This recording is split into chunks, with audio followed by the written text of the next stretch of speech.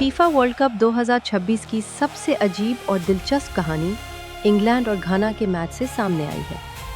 23 जून 2026 को खेले गए ग्रुप एल के इस मैच में इंग्लैंड और घाना के दरमियान मुकाबला बगैर किसी गोल के 0-0 से बराबर रहा। इंग्लैंड ने ज़्यादातर वक्त गेंद पर कंट्रोल रखा, लेकिन गोल करने में नाकाम रहा। मैच से पहले तमाम तवज्जो इंग्लैंड के कैप्टन हैरी केन पर थी।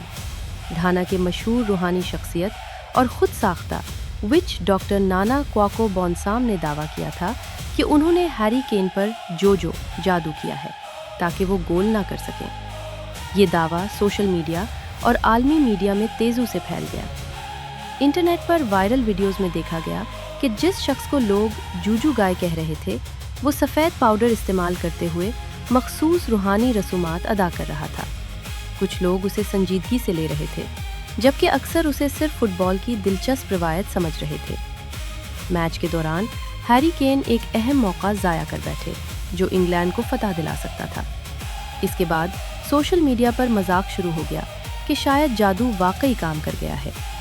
घाना के बहुत से शायकीन ने विच डॉक्टर की तारीफ की, जबकि इंग्लिश मद्दाहों ने कहा कि असल मसला टीम की कारकर्दगी और ज़ाया किए गए मौके थे, जादू नहीं।